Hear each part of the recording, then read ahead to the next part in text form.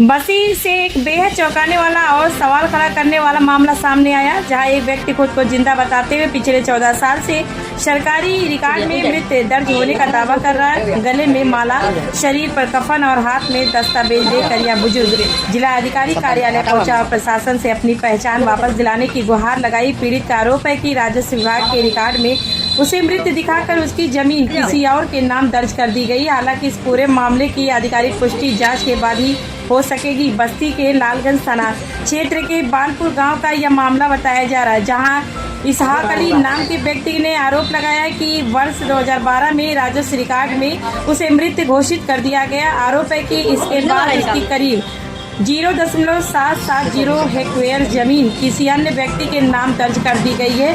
सबसे हैरान करने वाली बात यह है कि पीड़ित के अनुसार जिस अवधि में उसे कागजों में मृत दिखाया गया, उसी दौरान वह स्वास्थ्य विभाग में कार्यरत रहा और वर्ष 2019 में सेवानिवृत्त भी हुआ। फिलहाल पीड़ित कई वर्षों से अधिकारियों के चक्कर लगाकर खुद को जीवित साबित करने और अपनी जमीन वापस पाने की कोशिश कर रहा है।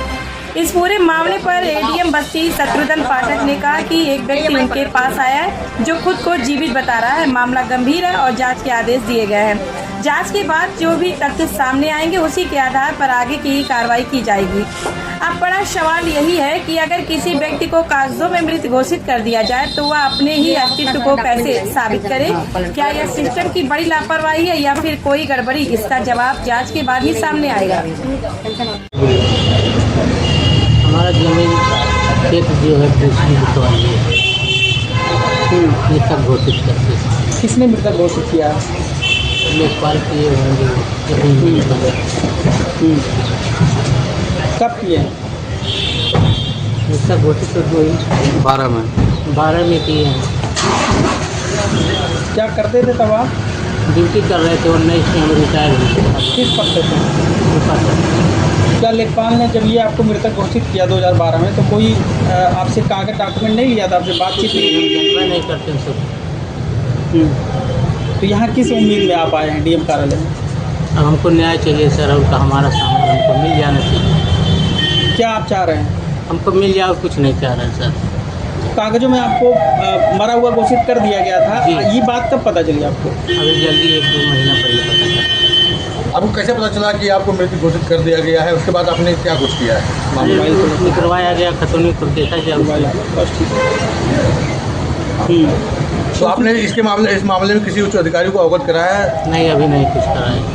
आज एसडीएम सदर से आप मुलाकात किए, क्या कुछ आश्वासन दिया उन्होंने? उन्होंने कहा न्याय होगा, सही देखा जाएगा। क्या लिखा खतौनी में? क्या लिखा था? किसके नाम कर दिए हैं खतौनी? शहीदुन्निसा। ये कौन है शहीदुन्निसा? पता नहीं सर, हमको नहीं, हमारे आपको नहीं पता? गांव में ही रहती है? पता नहीं, गाँव हाँ गाँव में होगी लेकिन हमको नहीं पता। आपका क्या नाम है? इसहाक अली। तो आपके इस नाम का कोई और भी था क्या गांव में? नहीं, हम नहीं जानते सर।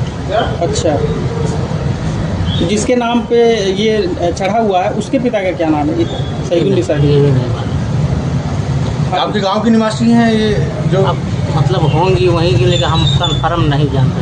आपको क्या लगता है क्यों इस तरीके क्या लेखपाल ने अपने निजी लाभ के लिए ऐसा काम किया, आपको मृत घोषित कर दिया कागजों में? अब तो लाभ रहा होगा तभी तो किए होंगे।